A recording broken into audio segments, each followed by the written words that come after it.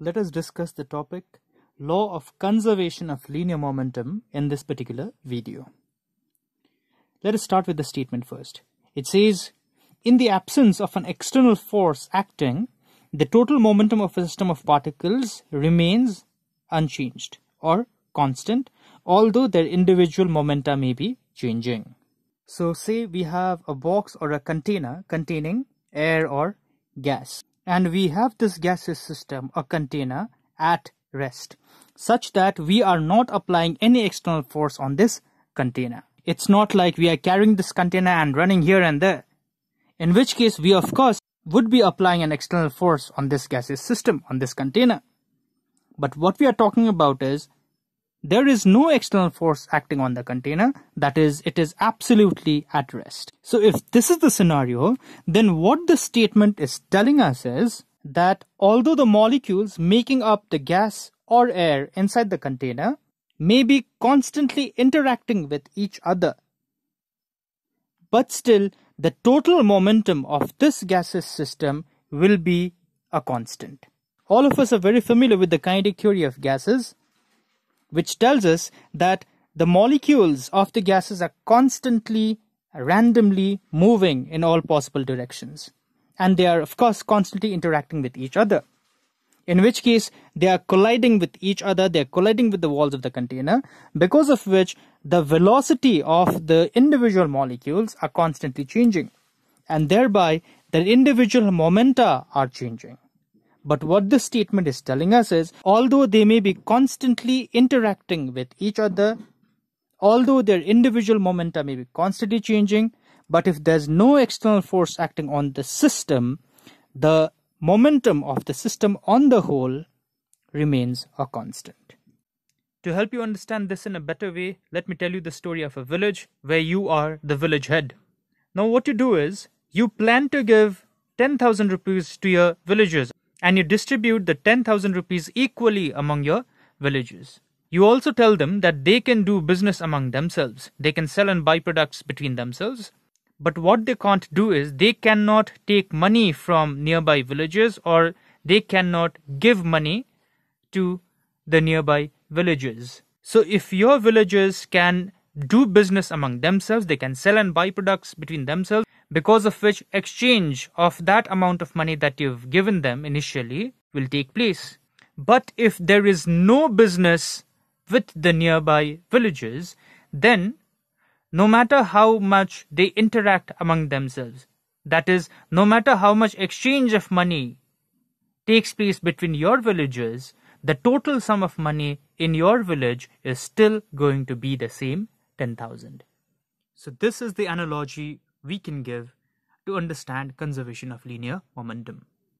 So let us look at the proof of it now. Let us consider a system comprising of two particles only, the simplest of systems. It could be a box containing only two molecules of air, say for example, or it could be two rubber balls which goes on bouncing inside this box without any loss in energy. A hypothetical scenario, of course.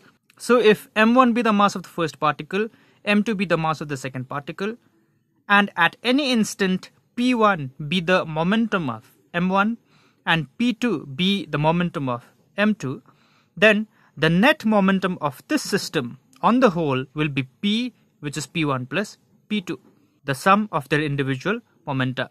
Now let us suppose that a force F1 acts on the first particle for time delta t. The first particle obviously has mass m1, don't forget. And for the same time delta t, a force F2 acts on the second particle having mass m2.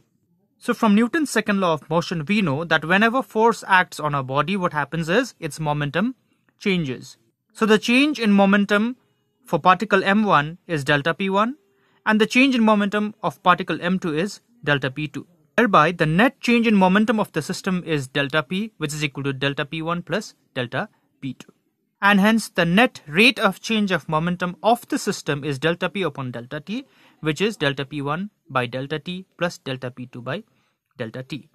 Now, if this time delta t for which the force acts is very small, that is, it tends to 0, then equation 3 can be written as dp by dt is equal to dp1 upon dt plus dp2 upon dt. That is, the rate of change of momentum of the system is equal to the rate of change of particle 1 plus rate of change of particle 2.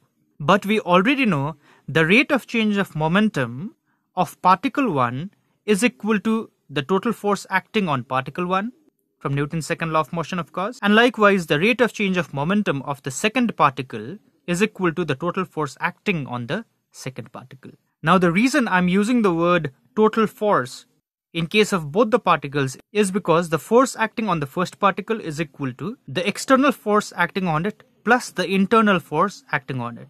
And likewise, the force acting on the second particle is equal to the external force acting on the second particle plus internal force acting on the second particle. Now, the external force acting on both the particles could be due to external reasons, of course. Someone pushes the box or someone runs with the box. So there will be an external force acting on both the particles. And these two particles may also interact with each other by colliding with each other, which gives rise to the internal forces acting on them. So we can write the rate of change of momentum of the system, which is dp by dt, is equal to the total force acting on the first particle plus the total force acting on the second particle, or dp by dt is equal to f1 external plus f1 internal, which is equal to this, mind you, plus f2 external plus f2 internal, which is equal to this. Now, bit of a rearranging. So dp by dt is equal to f1 external plus f2 external plus f1 internal plus f2 internal. Now, since the two internal forces arises because of the collision between the two particles, therefore f1 internal is equal to minus of f2 internal. If this is the action, then the other has to be the reaction. And they are equal and opposite. Therefore, the minus sign here. So since these two are equal and opposite, so to say the second term is 0, and thereby the rate of change of momentum of the system dp by dt is equal to f1 external plus f2 external, which is equal to the total external force acting on the system. Finally, if there is no external force acting on the system, then dp upon dt is equal to 0, which implies that the momentum of the system is constant. Because we've already learned in differentiation that the differentiation of a constant is 0. So here the differentiation of the momentum, since it's coming out to be 0, therefore this implies that the momentum has to be a constant. So this proves the law of conservation of linear momentum, which tells us that if there is no external force acting on the system, then the total momentum of the system is a constant. You'll need to practice doing this derivation, as it is the first important derivation for you all.